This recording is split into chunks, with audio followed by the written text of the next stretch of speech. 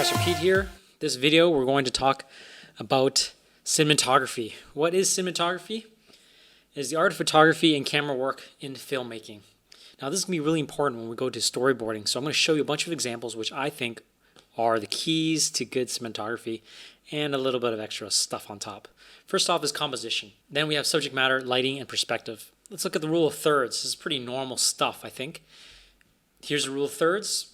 We take a image, we put some lines through it, divided by threes, and then we have pretty good composition. So we have this mountain in the top part of the rule of thirds. In this tower, it's also on the rule of thirds because it's on this line. It makes for a much more interesting image because it's not totally centered. Another example of rule of thirds, and here we have this guy right on that line, and it works out really well. I have some other videos I can show you about rule of thirds and composition. I will make sure you have that link to check out later. Second is subject matter. Now the subject matter is very important, as you just saw in those images, and I don't think I really need to explain it any more than that, but when you have good subject matter, it's going to make for good cinematography. Here's an example of good lighting. It makes for good cinema because there's two bounce lights behind the figure. In this example, we have a guy holding a camera. In this example, we have a guy holding a light, and that's helping along with the sunlight coming through to boost the model. Here is light coming from the window, or at least appears to be the window, and it's very bold and strong. And then here we have light coming from the road, and because of the reflective material on the tiles, it creates a very interesting image.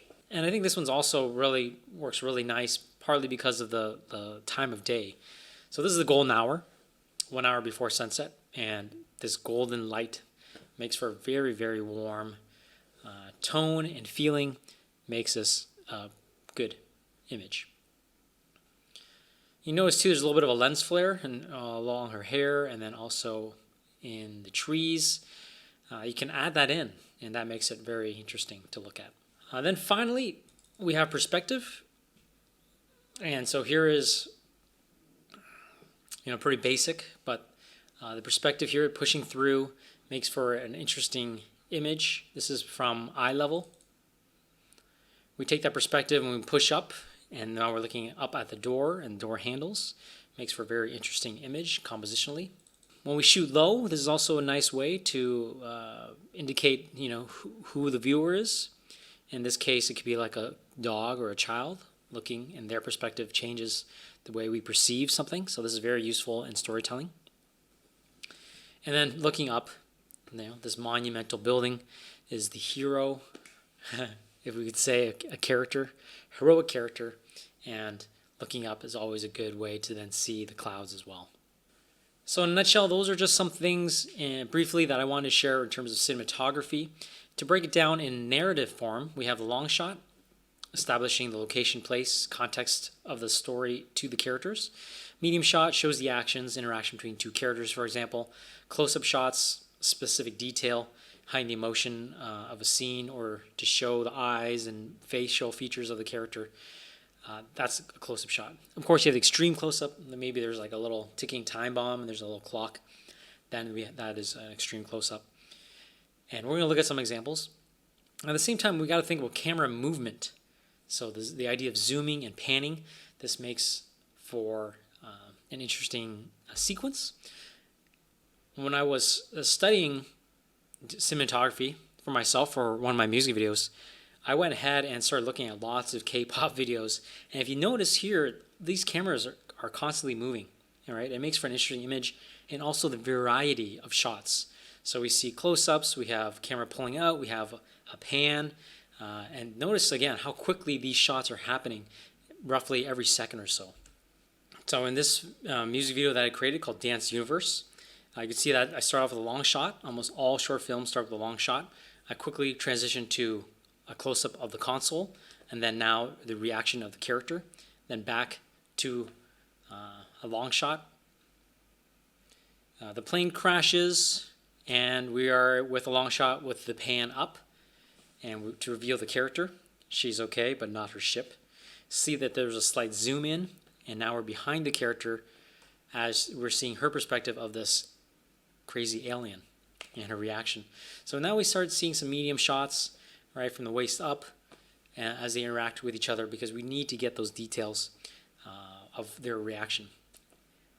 Okay, so now the music starts playing, and then it's a full-on music video.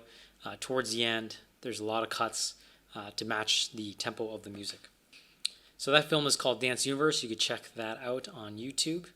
You saw the short film Parking Gods. I started out with the extreme close-up showing the car and the grocery list, then to a long shot. Again, the important thing to note is the long shot is very important to establish the setting, the atmosphere of the world that you've created for everyone to see. So that's why you see this big parking lot, and then we go in to a close-up of the main character. I am cheating a little bit because I'm combining 3D with 2D. So let's now have a look at an example of just a 2D animated short film. Here's Tuk Tuk Ride. And again, this film starts off showing the character right away. And then proceeds to show the bigger picture.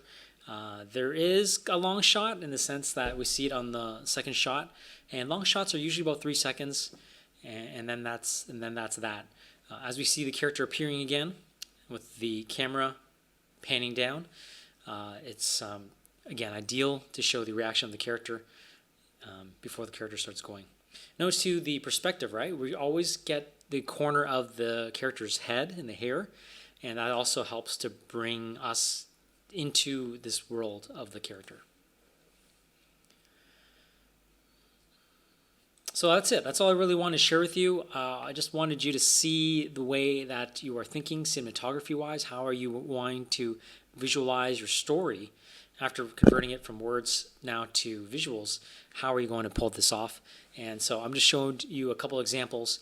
And if you were to break down the other short films we watch from Pixar, you'll notice too, there's long shots, close-ups, extreme close-ups, medium shots, camera panning, camera zooming, and these are all things that you'll need to think about as you move on to storyboarding. So, hopefully that was interesting.